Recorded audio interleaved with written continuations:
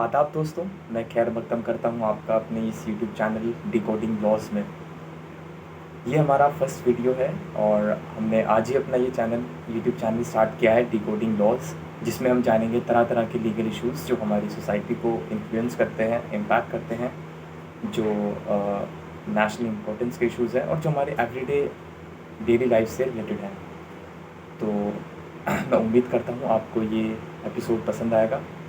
And please do subscribe and like our videos so to motivate us to make more videos। तो आज का जो हमारा मौजू है वो हिजाब से रिलेटेड है। जो अभी रिसेंट एक ऑर्डर था कर्नाटका हाई कोर्ट का, जिसमें कर्नाटका हाई कोर्ट ने जो गवर्नमेंट है कर्नाटका की जो गवर्नमेंट है, इनफैक्ट जो कॉलेज है गवर्नमेंट कॉलेज कर्नाटका में, उसने जो बैन किया है कॉलेज में हिजाब को, उसको अपहेल्ड किया। तो वो उसको चैलेंज किया गया। अभी वो माननीय सुप्रीम कोर्ट में वो ज़ेर बहस है। तो हम जानेंगे, क्योंकि ये इशू जो है एक कॉन्स्टिट्यूशनल इशू है, एक सेंसिटिव इशू है और एक अहम मौजू है, तो इसको हम बड़े डिटेल से विस्तार से इस पर चर्चा करेंगे और देखेंगे कि इसका लीगल इश्यूज़ क्या है, इसकी परमिसिबिलिटी क्या है, इसकी लीगैलिटी, इसकी कॉन्स्टिट्यूशनलिटी और इसका सोशल लीगल इम्पैक्ट्स, और क्या ये परमिसिबल है, हो सकता है या नहीं हो सकता कोर्ट में according to constitution of India. Law में तो है एज़ पर कॉन्स्टिट्यूशन। तो शुरू करते हैं। तो सबसे पहले किसी भी लॉ को जानने के लिए कि ये लॉ किस पर्पस के लिए बना है, उसका जूरिस्प्रूडेंस समझना बहुत ज़रूरी होता है। इसे फिलॉसफी ऑफ लॉ कहते हैं, जो उसको बताता है कि इसका बेसिस क्या है। फिर उसका हम देखेंगे इसका ऑब्जेक्ट क्या था इस लॉ का, क्योंकि एक लॉ का कोई भी पर्पस और ऑब्जेक्ट होता है। तो लीगैलिटी ऑफ हिजाब, परमिसिबिलिटी एंड कॉन्स्टिट्यूशनलिटी को समझने से पहले, क्योंकि एक पर्सनल लॉ से रिलेटेड है, इस्लाम से रिलेटेड है, रिलीजियस लॉ है, तो इसका जूरिस्प्रूडेंस समझना बहुत ज़रूरी है। हमें ये समझना बहुत ज़रूरी है कि इस्लाम का जो सिस्टम है लॉ को रिलेटेड, वो वर्क कैसे करता है, क्योंकि वरना कोई भी चीज़ पर किसी भी कंक्लूजन पर पहुंचना वो बेनिफिट नहीं होगा और उस चीज़ को हम उस तरीके से नहीं समझ सकते जो एक समझना एक चाहिए हमें। तो इसका एनालिसिस के लिए सबसे पहले हम समझेंगे कि इस्लाम का सिस्टम क्या है, लॉ का कैसे वर्क करता है। फिर समझेंगे हम हिजाब का जूरिस्प्रूडेंस क्या है, इस लॉ का ऑब्जेक्ट क्या है। फिर नेक्स्ट पार्ट हम बनाएंगे उसका, इस वीडियो को ज़्यादा लंबी नहीं करेंगे हम। तो फिर उसमें डिस्कस करेंगे इसकी कॉन्स्टिट्यूशनलिटी क्या है, राइट्स में, फंडामेंटल राइट में कहाँ पर ये परमिटेड है, क्या गारंटीज़ हैं कॉन्स्टिट्यूशन में, क्या गवर्नमेंट इसको बैन कर सकती है, नहीं कर सकती, क्या ये इंडिया में अलाउ किया जा सकता है या नहीं किया जा सकता। तो बहुत कुछ जानेंगे हम इसमें। आप बने रहिए हमारे साथ और प्लीज़ लाइक करना मत भूलिएगा। तो इस्लाम जो है किसी भी सिस्टम की तरह एक मॉडल कोड ऑफ कंडक्ट है, ठीक है। उसमें जो प्रैक्टिसेस हैं, उसमें कुछ कमांड्स दिए गए हैं कुछ करने के लिए, कुछ मना की गई हैं ना करने के लिए। तो एक कोड है कि क्या करना है और किस तरह करना है, जो हम बताया गया है उसमें। तो इसी तरह एक उससे पहले हम समझेंगे कि इस्लाम में वर्क कैसे करता है। तो इस्लाम जो एक रिलीजन है, जो मज़हब है, ये एक ओथ वाला रिलीजन है, जो बाकी जितने भी रिलीजन है उनसे बहुत डिफरेंट है। इसमें क्या होता है, जैसे कि अब अगर हम हिंदुज़म लें तो ये इंक्लूसिव नेचर वाला रिलीजन है, जिसमें कि जो कल्चर, काफ़ी कल्चर्स को एसिमिलेट करता है अपने अंदर।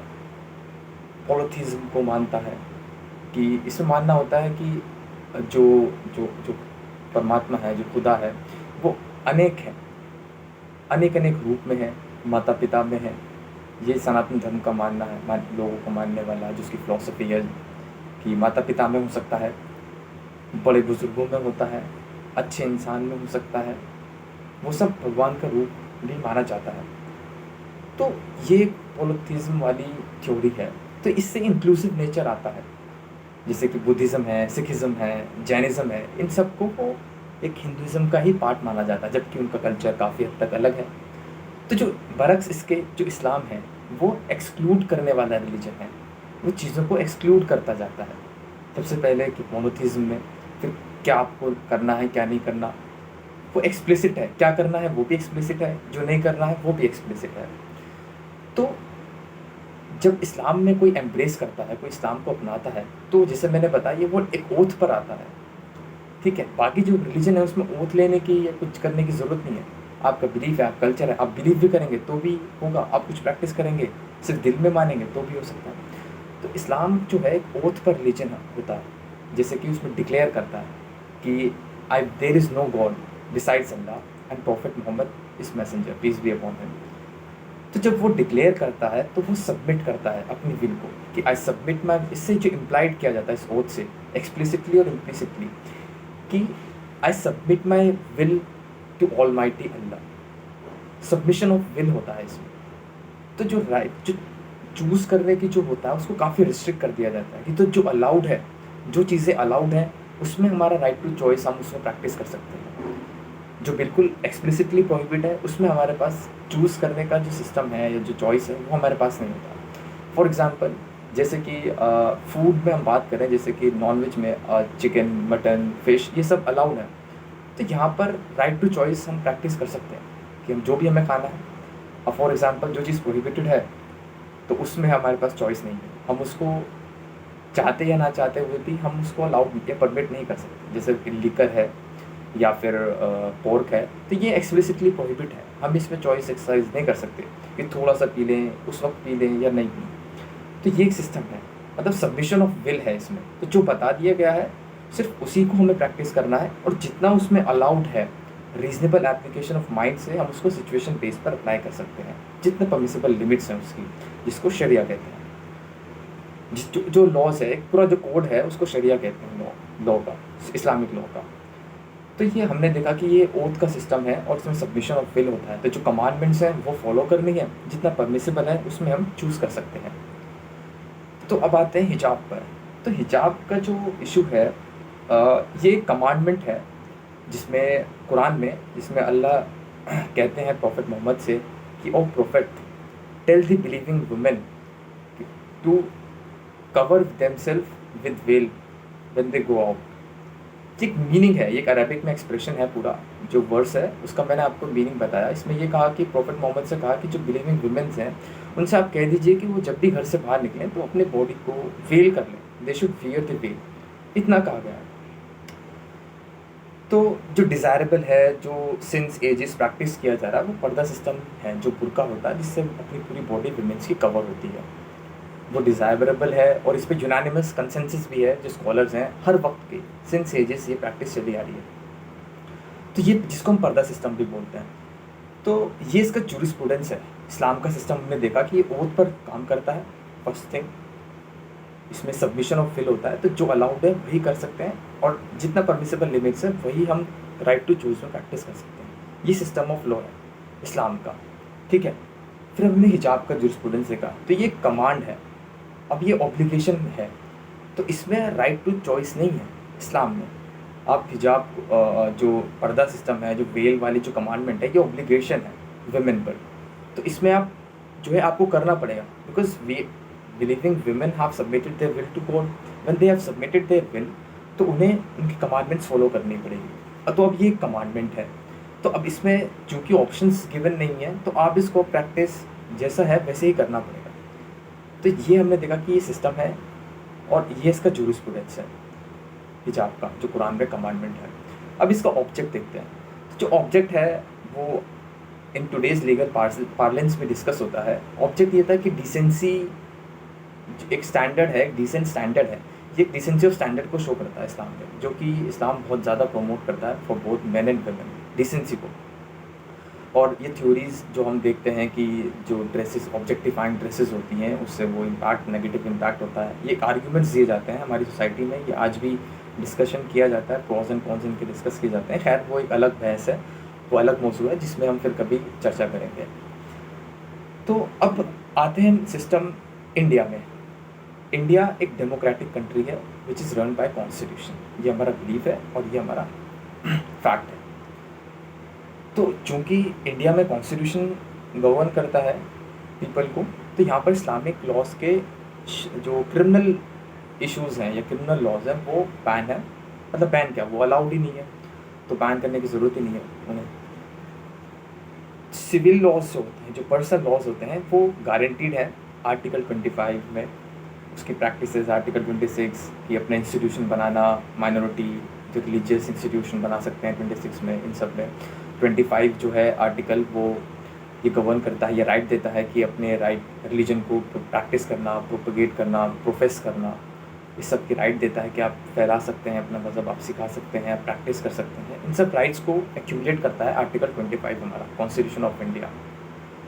लेकिन जो हमारा कॉन्स्टिट्यूशन ऑफ इंडिया है वो राइट टू चॉइस पर बहुत अहमियत, उसको फोकस देता है, बहुत तवज्जो करता है। इंडियन जो कॉन्स्टिट्यूशन है वो राइट टू चॉइस को बहुत प्रमोट करता है और उसकी इजाज़त भी देता है। तो इस वजह से कुछ मुस्लिम विमेंस हैं वो इसको पहनती हैं, वेल को कवर करती हैं, कुछ नहीं करती, क्योंकि आप यहाँ पे उसको फोर्स नहीं कर सकते। वैसे जो हमने देखा कि ये एक ऑब्लिगेशन है और इसमें ऑप्शंस अवेलेबल नहीं है, तो इसको प्रैक्टिस करना पड़ेगा। लेकिन यहाँ पर इस्लामिक रूल नहीं है, इस्लामिक कंट्री नहीं है, इस्लामिक जूरिस्प्रूडेंस यहाँ पर नहीं लगता, तो कॉन्स्टिट्यूशन राइट टू चॉइस की इजाज़त देता है। तो कुछ विमेन इसको प्रैक्टिस करती हैं, कुछ नहीं करती। लेकिन रिलीजन पॉइंट ऑफ व्यू से ये ऑब्लिगेशन है और मैंडेटरी है, और जो प्रैक्टिस करती हैं विमेन इस चीज़ को, वो इसी वजह से करती हैं कि इट इज़ ऑब्लिगेशन। लेकिन जो नहीं करती वो कहती हैं कि under article in the constitution of India we have right to choice. ये भी एक फंडामेंटल राइट है, अंडर आर्टिकल 21 में आ जाता है इसका स्कोप। तो अब कुछ विमेन पहनती हैं, कुछ गर्ल्स, मुस्लिम गर्ल्स जो हैं वो इसको कवर करती हैं, कुछ नहीं करती हैं। लेकिन ओवर द टाइम जो मैंने बताया जो डिज़ायरेबल था वो बुर्का था, जिसमें पूरा वेल कवर होता था, पूरी बॉडी। उस पर इश्यूज़ उठे, कुछ सिक्योरिटी इश्यूज़ की वजह से कुछ स्टेट्स ने, गवर्नमेंट्स ने उसको बैन किया कि सिक्योरिटी इश्यूज़ हमारे यहाँ पर आ जाते हैं उससे, क्योंकि कोई भी उसको अपने अंदर कवर कर लेता है और वो अपनी आइडेंटिटी को छुपा लेता है उस चीज़ से, तो उसको खैर बैन कर दिया गया। तो उसके बाद आपने देखा होगा ये जो सिस्टम है हिजाब और निकाब का, लोगों ने, जो गर्ल्स हैं, मुस्लिम विमेंस हैं इन पर्टिकुलर, उन्होंने इसको स्टार्ट किया पहनना, जो एटलीस्ट उनका डिसेंसी ऑफ स्टैंडर्ड है, जो उनको शो करता है, जो उनको लगता है कि हमें ये पहनना चाहिए, जो ऑब्लिगेशन है, क्योंकि वो अगर उसको बैन कर दिया गया है तो एटलीस्ट हम इसको तो कवर कर सकते हैं निकाब और हिजाब से। जो हमारा जो बॉडी कवर था उसको, हेड को स्कार्फ से कवर करना। तो ये सिस्टम है, इंडियन पार्लियामेंट्स में हमने डिस्कस किया कि राइट टू चॉइस है और रिलीजन के जो लॉज हैं वो कितना परमिसिबल है। आर्टिकल 21 में, 25 में राइट टू चॉइस है, क्या एप्लीकेबल है क्या नहीं। तो इस पार्ट में हमने जाना कि इस्लामिक लॉ का सिस्टम का वर्क कैसे करता है। ये हमने देखा कि ये ओथ पर रिलीजन होता है, जिसमें हम डिक्लेयर करते हैं कि we submit our will, submit करते हैं तो हमें जो कमांडमेंट्स हैं वो फॉलो करनी होती हैं, तो जो ऑब्लिगेशन है वो ऑब्लिगेशन हमको फॉलो करनी होती है। अगर उसमें कुछ चॉइसेस हैं तो वो हम एक्सरसाइज कर सकते हैं, हमने ये देखा। फिर हमने देखा जूरिस्प्रूडेंस क्या है, इसका बेसिस कहाँ से है। हिजाब वाला जो कमांडमेंट है ये कुरान में है, मेंशन है।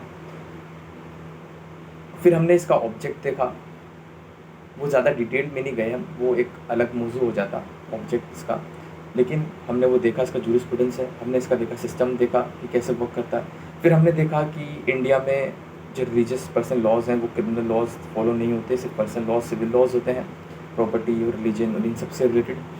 फिर हमने देखा कि ये फंडामेंटल राइट है, right to profess, propagate and practise religion under article 25, 26 में अपने इंस्टीट्यूशंस बना सकते हैं। माइनॉरिटी और रिलीजियस जो माइनॉरिटीज़ होती हैं वो इंस्टीट्यूशंस की परमिट है। फिर हमने देखा कि कैसे इंडियन कॉन्स्टिट्यूशन बहुत ज़्यादा राइट टू चॉइस को प्रमोट करता है और उसको इजाज़त देता है राइट टू चॉइस को प्रैक्टिस करने की। फिर हमने ये भी देखा कि कुछ वुमेन्स इसको प्रैक्टिस कर रही हैं एज एन ऑब्लिगेशन मानकर जो रिलीजन में है, और कुछ राइट टू चॉइस को ज़्यादा जो कॉन्स्टिट्यूशन में गिवन है उसको ज़्यादा प्रैक्टिस कर रहे हैं और उसको हिजाब को नहीं पहन रहे राइट टू चॉइस की वजह से। तो इस एपिसोड में इतना ही। अगले एपिसोड में हम जानेंगे कि इसकी लीगैलिटी क्या है, क्या ये परमिसिबल हो सकता है कॉन्स्टिट्यूशन में।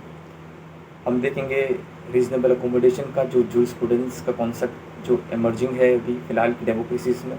फिर हम देखेंगे कि क्या इसको परमिट करना चाहिए या नहीं करना चाहिए, क्या ये हो सकता है या नहीं हो सकता, उसका लीगल और सोशल इश्यूज़ जो गर्ल्स और वुमेन और सोसाइटी पर ऐसा पड़ रहा है, तो अब मैं आपसे विदा चाहूँगा और I request you all to please share your views on this topic in comment section, and please do like and share our video. Thank you.